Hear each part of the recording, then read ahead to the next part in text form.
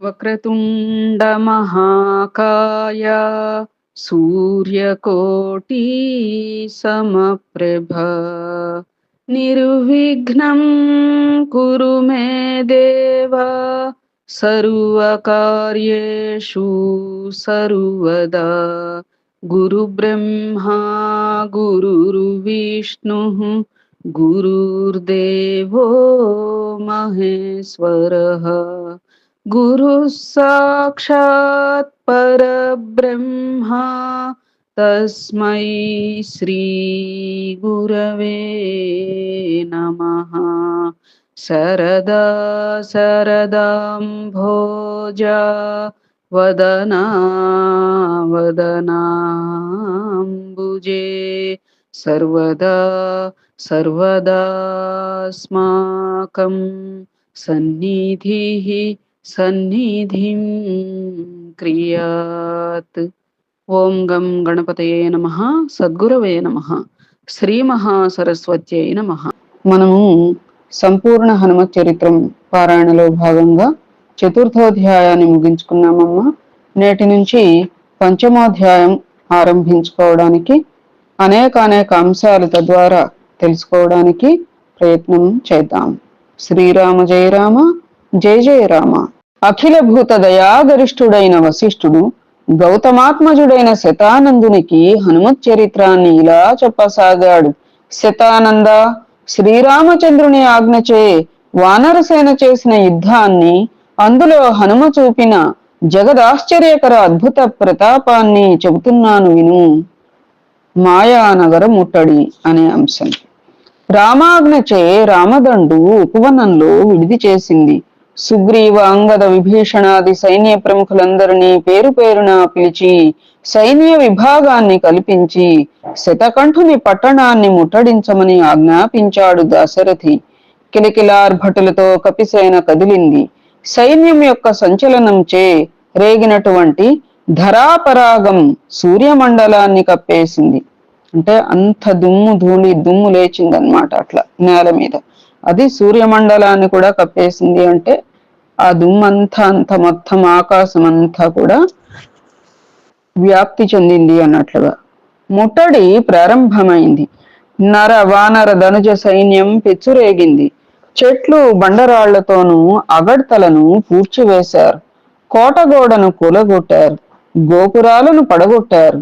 నగర పౌరులంతా ఆశ్చర్యపోయారు. నగర రక్షకులైన కాలకేయులు ఇలా తలపోశారు. లోక భీకరుడైన శతకంధరుని పట్టణమేమి, ఈ కోతిమూక ముట్టడించటమేమిటి అని విస్మితులై ససైన్యంగా యుద్ధ సన్నద్ధులై నిలిచారు. చిక్కింది కోతిమూక, ఇహ ఎక్కడికి పోతుంది అని సింహనాదం చేశారు. ఆయుధపాణులై ఏనుగులు, గుర్రాలు, కంచరగాడిదలు రథాలను అధిరోహించారు. వాళ్ళు ధరించిన వజ్ర కవచాల కాంతులు కండ్లకు మిరుమిట్లు గొలుపుతున్నాయి. వాళ్ల అట్టహాస సంరంభరావానికి దిగ్గజాల చెవులు గళ్ళు పడ్డాయి. కన్నుల విస్ఫులింగాలు రాల, వింటి మ్రోతల బ్రహ్మాండం పగుల, సింహగర్జనలకు గుండెలెదర కాలకేయుల సేన రామదండు మీదికి దూకింది. కాలసర్పం వంటి కత్తుల తళతళ్ళు వ్యోమ మండలమంతా నుండి సూర్యబింబం అద్దపు బిళ్ళలా కనిపించింది. పొడు పొడు, పట్టుక పట్టుక, అరే పోతున్నాడు పోతున్నాడు, పోనీయకు, ఇలాంటి హెచ్చరిక మాటలతో ఉభయ సైన్యాలు ఢీకొన్నాయి. వానర సైన్యం కోటగోడలకు ఎగబ్రాకుతూ ఉంటే శతకంధరుని సైన్యం బల్లేరలతో. తదుపరి అంశం కాలకేయాదులతో యుద్ధం. స్పర్ధతో మహాబాహాటోపంతో ఢీకొనే దైత్యులను ఎదుర్కొనలేక పారిపోతున్న కపిసేనను విభీషణుడు హెచ్చరిక మాటలతో ప్రోత్సహించి నిలిపాడు. పర్వతాకారులై ఉన్న కాలకేయులను చూచాడు. తన ధనుజ సైన్యానికి ఎదుర్కోండి అని చెయ్యి ఊపాడు. వారితో వానరులు కూడా కలిశారు. ఉభయ సైన్యాల కేతన పటపటారావాలు, పంచమహావాద్య ధానంధణ భూరి భ్వాంకారాలు, నిర్భరాటహాస క్రేంకారాలు ఏకమై హాలాహల ఆవిర్భావ కాలం నాటి సముద్ర కోలాహలాన్ని మించిపోయింది. గర్భ నిర్భేద్యమైన కేకలతో అరుపులతో కపిసేన కాలకేయుల సైన్య వ్యూహాన్ని బాహాబాహి కచాకచి హోరాహోరీగా ఎదుర్కొంది. వానర సైన్యం ఎత్తివేసే పెద్ద పెద్ద బండరాళ్లను రక్కసులు ఉక్కు గదలతో ఎదుర్కొంటూ ఉంటే ఘణిల్లు ఘణిల్లుమంటూ మిణుగురుల్లా నిప్పురవ్వలు రాలుతున్నాయి, పొగలు రేగుతున్నాయి. చేతులతోనూ గోళ్లతోనూ కాళ్లతోనూ తోకలతోనూ కపి సైన్యం రక్కసి మూకను చీల్చి చెండాడుతూ ఉంటే వారు కూడా శరములతోనూ పరశువులతోనూ కుంతములతోనూ తోమరములతోనూ కరవాలములతోనూ వారిని ఎదుర్కొంటున్నారు. కపులు విసిరే చెట్లను రాళ్లను ధనుజులు ఆయుధాలతో ఎదుర్కొని చూర్ణం చూర్ణం చేస్తున్నారు. కపులు నిర్భయంగా సింహనాదం చేస్తూ పోరాడుతున్నారు. ఎదుటివారి మత్తేభాల మీదికి తొండం మీద నుండి ఎక్కి గోళ్లతో వాటి కుంభస్థలాలను చీలుస్తున్నారు.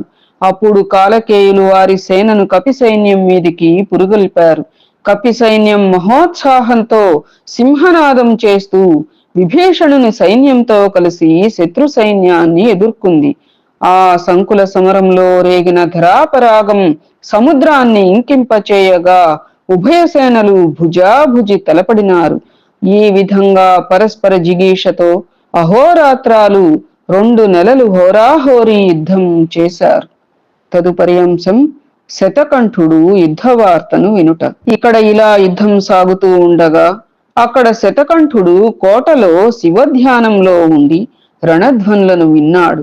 ద్వారపాలకులను పిలిచి ఆ ఘోష ఏమిటి అని అడిగాడు. వాళ్ళప్పుడు వినయంతో మ్రొక్కి భయంతో చేతులు జోడించి, స్వామి పరాకు, ఒక రాజు వానరుని మీద ఎక్కి నర అసుర వానర సైన్యంతో ఇక్కడ దిగి 2 నెలలైంది.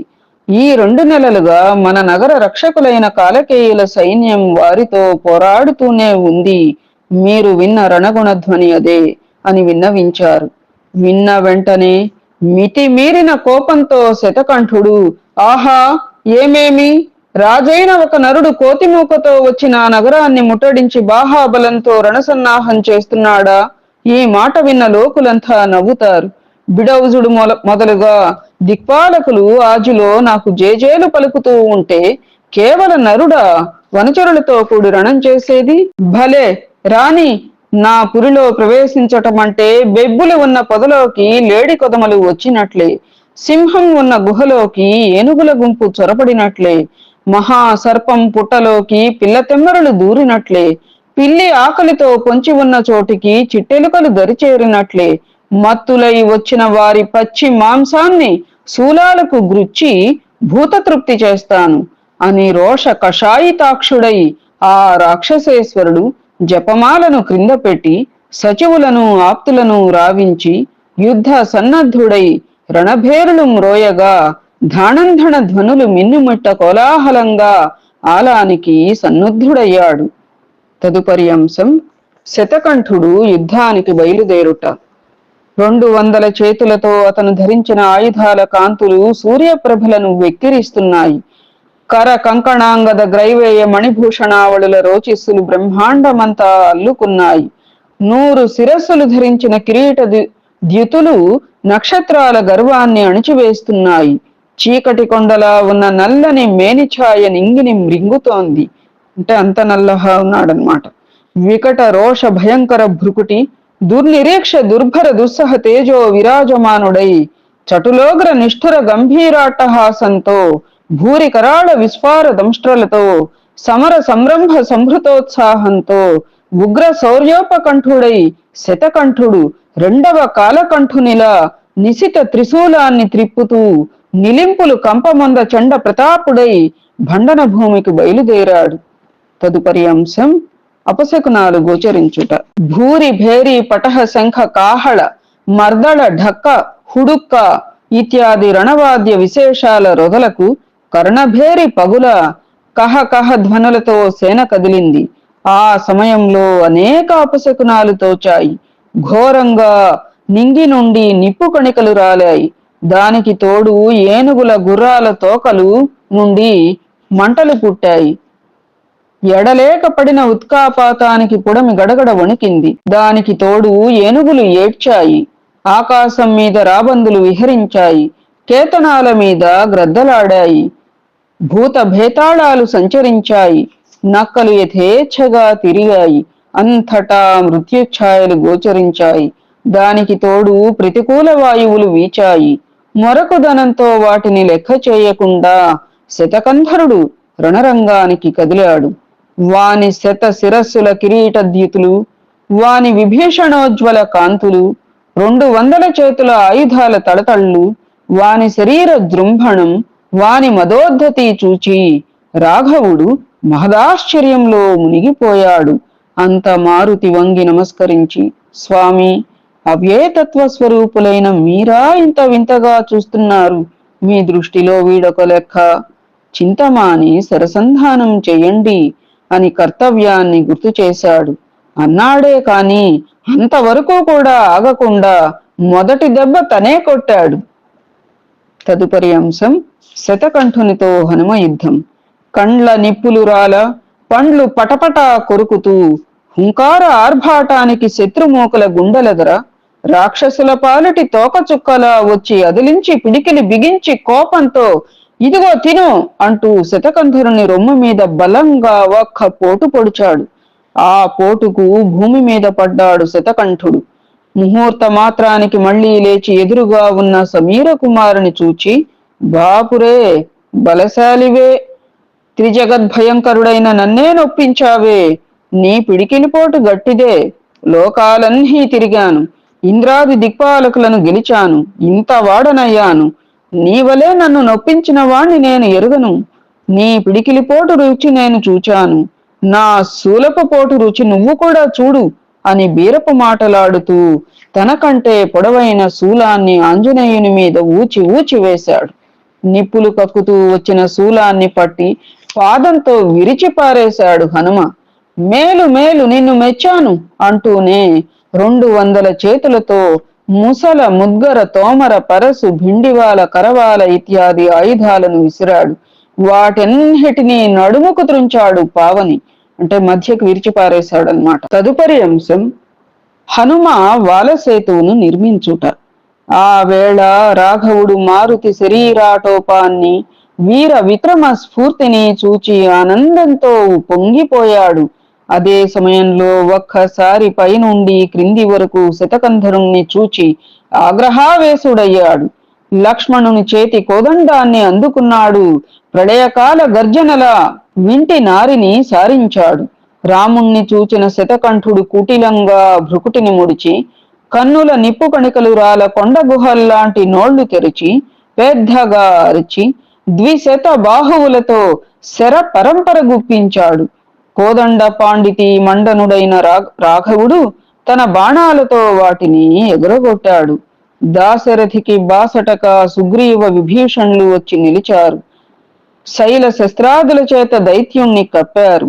దైత్యుడు అత్యుగ్రుడై తన పాదాహతితో వారిద్దరిని ఎగరగొట్టాడు. తల దిమ్మెక్కిపోగా వారిద్దరూ లంకలో పడ్డారు. ఆవాహంలో ఉన్న హనుమ వారి చేట్పాటు చూచి లంక దాకా తన వాలాన్ని పెంచి వంతెన కట్టేశాడు. లజ్జా స్వాంతులైన వారిద్దరూ ఆ వాలవారధి మీదుగా వచ్చి చేరారు. 4 సముద్రాలను 4 ద్వీపాలను ఆక్రమించి సకల లోకోద్భుతమై ఇంద్రధనస్సులా ఉన్న ఆ వాలసేతువును చూచి ద్వీపవాసులంతా భయభ్రాంతులయ్యారు. తోకతోనే వంతెన కట్టేశారట, వాలసేతువు అని చెప్పి అంటున్నారు. కాలానికి విలయం వచ్చినప్పుడు కనిపించే తోక చుక్కలా ఉన్న తోకను చూచి లోకాలన్నీ ఆకులపాటు చెందాయి. శతానంద సమరాన్ని వదలడు, తానున్న చోట కదలడు. గగనమే తుదయైన మేనితో ఉదధులపై వాలసేతువు కట్టిన హనుమ మాహాత్మ్యాన్ని యమని పొగడాలి. సాయిరాం. తదుపరి అంశం శతకంధరుని పరాక్రమం. అలా వచ్చి సుగ్రీవ విభీషణులు కపిసేనతో కలిసి యుద్ధం చేయడం మొదలుపెట్టారు. శత్రు సైన్యాన్ని తరులతో గిరులతో మొత్తుతున్నారు. శతకంఠుని శరీరం మీద పడ్డ బండరాళ్లు బంతులై తూలుతున్నాయి.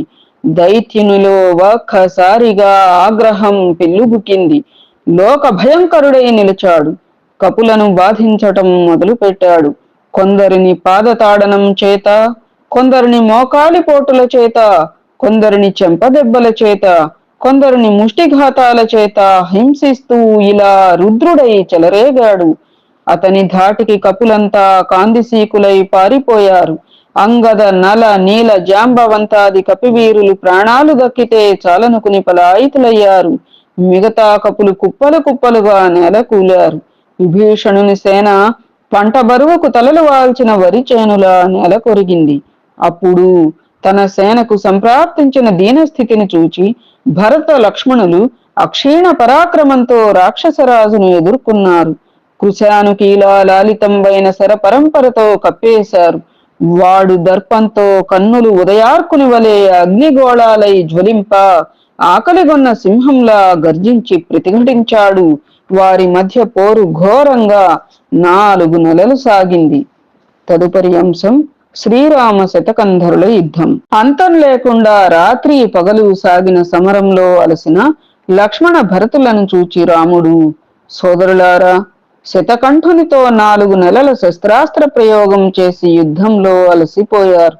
మీరిహ ప్రక్కకు తొలగండి, నే వీడిని మట్టు పెడతాను అంటూ ముందుకొచ్చి హనుమ భుజపీఠంపై నిలిచాడు. లోక భీకరంగా ధనుష్టంకారం చేశాడు. దైత్యుని మేను జల్లెడలా చిల్లులు పడేటట్లు క్రూర నారాచాలను గుప్పించాడు. దైత్యుడు నవ్వి కినుకతో ఇలా అన్నాడు, రాముడంటే నువ్వేనా? భేష్ భేష్, పేరుకు తగినట్లే ఉన్నావు సుందరంగా. ఇంత సుకుమారంగా ఉన్నవాడివి ఏ పూలవనంలోనూ ఇల్లు కట్టుకుని సుందరీమణులతో క్రీడించక నాతో యుద్ధానికి సిద్ధమయ్యావా? రావణుడో గీవణుడో వాడితో సమరం సలిపినట్లు కాదు నాతో రణమంటే. నా ముందు అసలు నిలవగలవా నీవు? పైగా ఈ కోతొకటి నీకు తోడు. ఎంత వెంగలివి! రుద్రుడు కూడా నా ముందు నిలవలేడే. నువ్వా భండనంలో నన్నెదిరించేది? శతకంధరుడంటే ఎవరనుకున్నావు? నా పేరు వింటే సమస్త లోకాలు బెదురుతాయి. నువ్వే పురుష రూపంలో ఉన్న స్త్రీలా ఉన్నాడు. నీకు తోడు ఇంకొక ఆడకూతురుని సిగ్గులేక వెంట పెట్టుకుని రణరంగానికి వచ్చావు. ఇలా దురుసుగా ప్రేలుతున్న దైత్యుణ్ణి చూచి ధర్మ విగ్రహుడైన దాశరథి ఇలా అన్నాడు, ఓ దానవ వీరా, వీరుడవైతే నీ వీరత్వాన్ని ప్రకటించు. వీరాలు పలికిన మాత్రాన వీరుడంటారా? సమరంలో నీ 100 తలలను 200 బాహువులను ఖండించి భూత భేతాళ పిశాచ కోటికి విందు చేస్తాను నేను. నక్కలు, రాబందులు, గ్రద్దలు వాటికి సంతోషాన్ని కలిగిస్తాను. ఆ మాటలకు ఉగ్రుడైన దైత్యుడు ఘోర శర పరంపరచే ముంచేశాడు. అంత రాముడు సక్రోధుడై తన దివ్య బాణాహతిచే రాక్షసుని మేను రుధిరధారలు కారేటట్లుగా నొప్పించినాడు. వాడు మాయావి కావున చిత్రంగా ఎన్ని రక్తపు బొట్లు నేలరాలాయో అంతమంది శతకంధరులు కోట్ల సంఖ్యలో ప్రత్యక్షమయ్యారు. రక్తాక్ష రక్త బీజుల్లాగా ఉంది. పెడబొబ్బలు, ధనుష్టంకారాలు, గంభీరాటహాసాలు పిడుగు చప్పుళ్ళై చెవులు చిల్లులు పడగా భీకర కరాళ రూపంతో ఎక్కడ చూచినా శతకంధరమయమై రణరంగం కనిపించింది. వాళ్ళందరూ తనను చుట్టుముట్టి ప్రయోగించిన శస్త్రాస్త్రాలను శ్రీరాముడొక్కడే నడుముకు త్రుంచుతూ చించుతూ చీలుస్తూ వాళ్ల కిరీటాలను పడగొట్టి కోదండాలను విరిచి కవచాలను భేదించి గుండెలను చీల్చి బృందారకులు కీర్తింప తన కోదండకళా పాండిత్యాన్ని ప్రకటించాడు. బహురూపీయ యుద్ధం చేస్తున్న దైత్యునిపై శైవ బ్రాహ్మ్య నారాయణాది అస్త్రాలను ప్రయోగించాడు. వాటిని శాంతింపచేసి తిరిగి వివిధ శస్త్రాస్త్రములచే శ్రీరాముని దేహాన్ని నొప్పించాడు దైత్యుడు. శర పరంపరాహత రుధిరదేహులై వారిద్దరూ పూచిన మోదుగ చెట్లలా కనిపించినారు. నెతురులు కారే కొలది ప్రతి రక్తపు బొట్టు నుండి శతకోటి కంధరులు పుట్టుకొస్తూ ఉంటే ఆ సంఖ్య అసంఖ్యాకమైంది. తానొకడైనా తలకొక రూపై అందరికందరై నిలిచి యుద్ధం చేస్తున్నాడు శ్రీరామచంద్రుడు.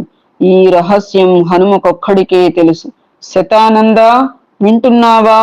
యుద్ధరంగంలో మదోద్ధరుడై నిలిచిన శతకంధరుని జగద్భీకర వికట స్వరూపం ఎలా ఉందో చెప్తాను వినుము.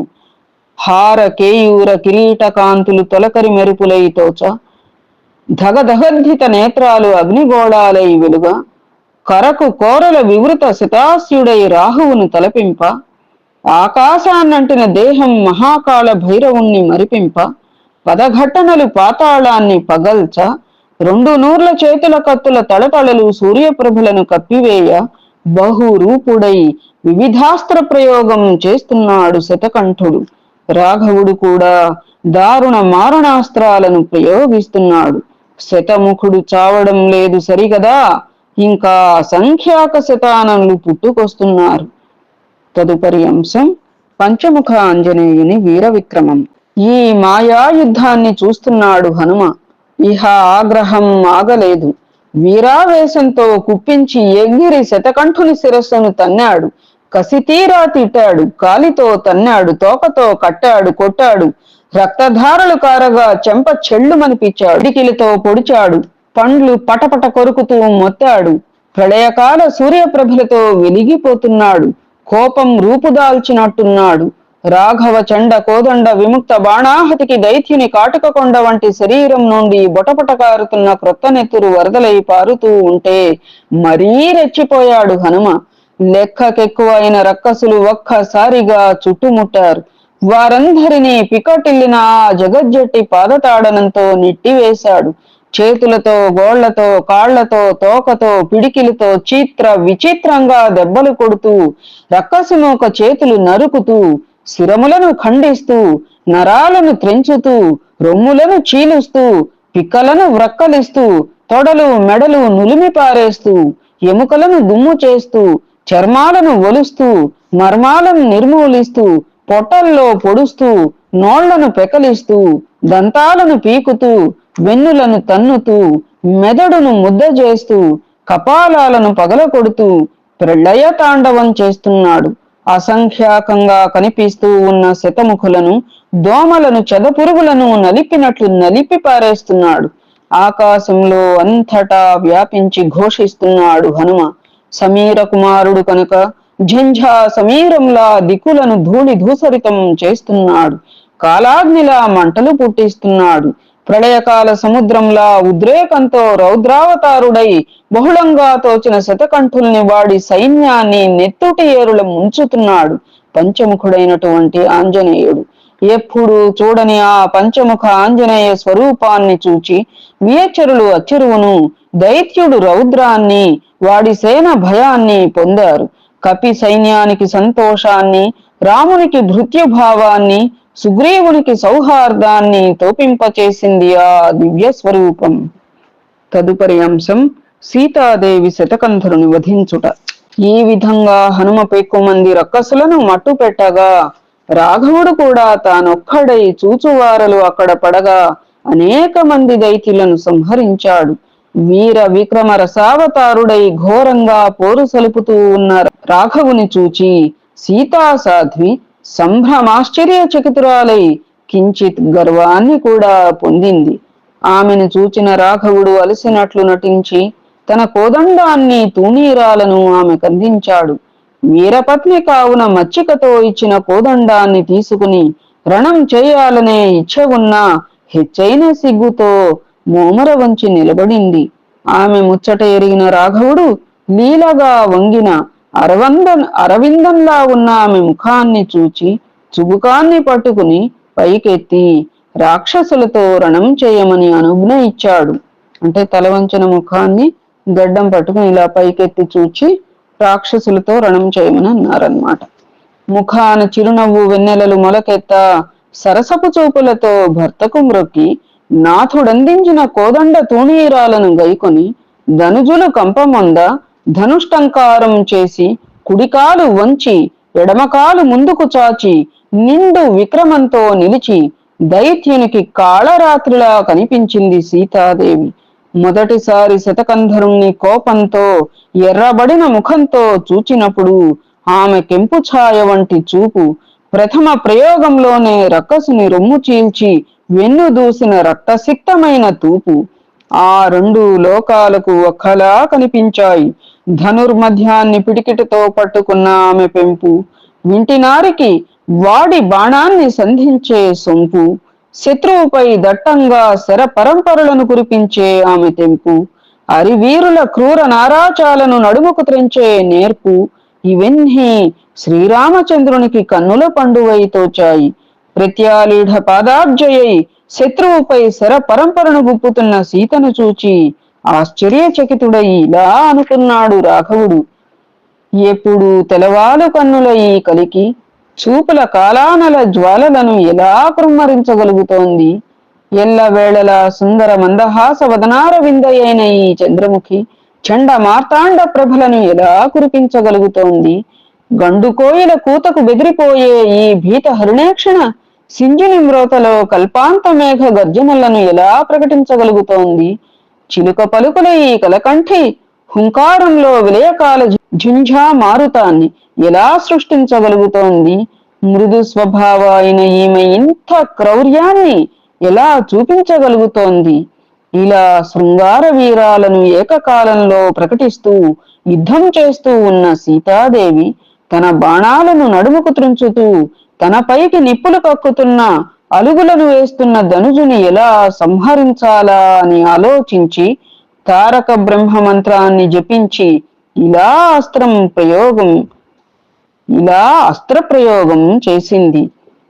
ఏ మంత్రరాజంబునే మనంబున స్మరింప వివిధ సంస్కృత్యప ద్రవములడుగా ఏ మంత్రము జపించి పామరత్వముడించి వాల్మీకి సత్కవీశ్వరత చెందే ఏ మంత్ర మహిమచే ఈశ్వరత్వముగాంచి హాలాహలాహారి అతిశయిల్లే ఏ మంత్రమణి తా వహించిన విభునందు ప్రకటించ తారక బ్రహ్మ సంజ్ఞ అట్టి శ్రీ రఘురామ మాలాభిధాన మంత్రము స్మరించి వింట అంబకము పూంచి సత్యనిధి రాముడేని నే సాధ్వినేని వీని దునిమెడు ఇది అని విడుచుటయును. ఏ మంత్రరాజమును నియమంగా స్మరిస్తే వివిధ కర్మబంధాలు నాశనమవుతాయో, ఏ మంత్రాన్ని జపించి వాల్మీకి తన అజ్ఞానాన్ని తొలగించుకుని బ్రహ్మవేత్త అయిన సత్కవీశ్వరుడు అయినాడో, ఏ మంత్రాన్ని జపించి రుద్రుడు మహాదేవుడై ఈశ్వరత్వాన్ని పొందాడో, ఏ మంత్రం తారక బ్రహ్మ సంజ్ఞచే అలరారుతూ ఉన్నదో అట్టి శ్రీ రఘురామమాలా మంత్రాన్ని స్మరించి శరసంధానం చేచి శ్రీరామచంద్రుడు సత్యసంధుడేని నేను సాధ్వినేని ఈ అస్త్రముచే శతకంధరుడు తెగుగాక అని ప్రయోగించింది. ఆ అస్త్రం ప్రళయకాల భీల వహ్నిజ్వాలలను కురిపిస్తూ దిక్కులను మండిస్తూ శరధులను ఘూర్ణిల్ల చేస్తూ శతకంఠుని 100 తలలను నరికివేసింది. ఆ వేళ బృందారకుల ఆనంద భాష్ప వర్షానికి తోడు కల్పవృక్షం పుష్పవృష్టిని కురిపించింది. నారదాది ఋషుల వీణావాదనానికి తోడు గంధర్వుల గానం వ్యాపించింది. సకల లోకాల చల్లని నిటూర్పులకు తోడు మలయానిలం వీచింది. ముని మానసాల కలతలు తీరటంతో పాటు జలధులన్నీ కలకతేరాయి. కారాగార విముక్తులైన దేవతలు సీతారామాంజనేయులకు ప్రణతులు చేశారు. శ్రీరాముడు సీతకు మణిహారాన్ని బహుమతిగా ఇచ్చుట, తన చేతనున్న కోదండ తూణీరాలను రామాజ్ఞచే సౌమిత్రికిచ్చి చిగురుటధరం మీద చిరునవ్వు చిందులాడ చిరుచమటలు చెక్కుటద్దాల మీద చమర్ప సీతా మహాసాధ్వి గౌరవంతో రఘుకుల స్వామికి మ్రొక్కింది. అలా మ్రొక్కిన చక్కెర బొమ్మను అక్కున చేర్చి మక్కువతో మన్నించి ఎక్కువగా గారవించి తన మణిహారాన్ని సీతాదేవికిచ్చాడు రాఘవుడు. మణిహారాన్ని అందుకున్న సీత ఇలా వినయోక్తులను పలికింది. నాథ, అసంఖ్యాకంగా పుట్టుకొచ్చిన శతకంధరులను మశకప్రాయంగా కాళ్లతోనూ చేతులతోనూ నలిపి చంపి విక్రమాన్ని చూపించిన మారుతికేగాక ఈ మణిహారాన్ని ధరించడానికి అర్హత అన్యులకెవరికి ఉంటుంది? ఇందులో నా పరాక్రమం ఏముంది? అర్బుదాల సంఖ్యలో ఉన్న రక్కసులను చంపి మీరు శతకంఠుని చంపలేరా? లోకంలో నా కీర్తిని వ్యాపింపచేయగోరి విలంబులు చేతికిచ్చి నా చేత ఆ పని చేయించారు. ఈ పావని మనకు పుత్ర సమానుడు, బంధువు, హితుడు, భృత్యుడు, అమాత్యుడు, ఆప్తుడు, ఏతాదృశుడు లేనే లేడు. మీ కారుణ్య నిధానమీతడు, మీకు నాకు బహిఃప్రాణమీతడు. యుద్ధం చేసి విజయాన్ని సమకూర్చాడు, దౌత్యాన్ని నెరపాడు, మన జీవాలను నిలిపిన ఆపద్బాంధవుడు, అనేక మహోపకారాలు చేశాడు. ఇతని రుణాన్ని ఎలా తీర్చుకోగలం? లోకంలో మహావీరులు మీరొకరు, మీ వెనుక ఈ మారుతాత్మజుడు. ఈతడు అనేక మందిని నెలకూల్చాడు. ఇక్కడకు మనల్నందరినీ తెచ్చినవాడు, ధనుజులను తెగటార్చి విజయాన్ని చేకూర్చినవాడు ఈ ఆంజనేయుడుండగా ఈ హారాన్ని ఎవరికిస్తారు? మణిహారాన్ని హనుమకిమ్మని సీతాదేవి చెప్పుట. ఏ మహనీయుని సత్కథలనే రత్నహారాలను భావి కవులు కంఠాభరణాలుగా ధరిస్తారో, ఏ మహామహుని దృష్టికి ఈ 7 లోకాలు కుండల దంతుల్లా కనపడతాయో, ఏ వీరవరుని దివ్య దేహాన్ని ఆవహించిన దీప్తి సూర్యునికి సైతం మిరుమిట్లు గొలుపుతూ ఉందో, ఏ కపిముఖ్యుని సఖ్యం మీ కీర్తివల్లికి ఆలంబనం అయిందో, నర వానర అసుర సైన్యాన్నంతటినీ తానొక్కడై మోసాడో, అట్టి విశ్వాధికుడైన హనుమకు ఈ మణిహారాన్ని మీరు సమర్పించండి అని అన్నది సీతాదేవి. ప్రియురాలు ఆడిన ఆ మాటలను విని బహుకార్య నిర్వహణ ధురంధరుడు ప్రతాపయసుడు అయినటువంటి మారుతిని కరుణా దృష్టిల తిలకించి రామభూపాలుడు ఇలా అన్నాడు. హనుమా, నీవు ఎప్పుడూ మమ్ములను జనకీ జనక భావంతోనే సేవించావు కనుక ప్రళయానంతరం ఈ సృష్టికి భావి బ్రహ్మవు నీవే. కుమారా హనుమా, పూర్వం ఈ రత్నహారాన్ని నారాయణుడు సృష్టికి ప్రభునిగా చేసి బ్రహ్మకిచ్చాడు. ఇక్ష్వాకుడు చేసిన ఉగ్ర తపస్సుకు మెచ్చి బ్రహ్మగారు దీనిని ఆయనకిచ్చాడు. ఆ రాజు అయోధ్యకు పట్టాభిషిక్తుడైన సమయంలో దీనిని ధరించినాడు. ఈ విధంగా ఇక్ష్వాకు వంశ సార్వభౌముల పట్టాభిషేక సమయంలో తరతరాలుగా దీనిని ధరిస్తూ వచ్చారు. ఇది సార్వభౌమ చిహ్నం. దీనిని ధరించిన వారు కామరూపులవుతారు. దీనిని ఇతరులు ధరించడానికి అనర్హులు. నీవు వాయుపుత్రుడవైన కారణంగా అర్హుడవు, దీనిని ధరించు అని పలికి శ్రీరామచంద్రుడు ఆ రత్నహారాన్ని హనుమ మెడకు అలంకరించాడు. సీతాదేవి సంతోషం రెట్టింపు అయింది. భర్తలు తమ మాటను మన్నించినప్పుడు స్త్రీలకు సంతోషం కలగడం మరి సహజమే కదా. తదుపరి అంశం అందరూ అయోధ్యకు చేరుట. ఈ విధంగా హనుమను సమ్మానించి దేవతలు చేరి నుతింపగా వారి నుతులు చేకొని వారిని సగౌరవంగా సాగనంపి తనకు విజయాన్ని చేకూర్చిన సేనలను సుధామయ దృష్టులు అవలోకించి వారందరినీ తృప్తులను చేశాడు శ్రీరామచంద్రుడు. ఆపై సీతాదేవితో సోదరులతో సైన్యంతో హనుమ భుజపీఠాన్ని అధిరోహించి కైలాసాన్ని చేరుకుని చంద్రశేఖరుని దర్శించి అతని బహూకృతులను గైకొని సర్వవ్యాపి అయిన తన యథార్థ స్వరూపాన్ని చూపించాడు. ఆ రూపాన్ని దర్శించిన వారందరూ అనేక విధాల స్తుతించారు. అచటి నుండి అయోధ్యకు పయనం సాగించారు.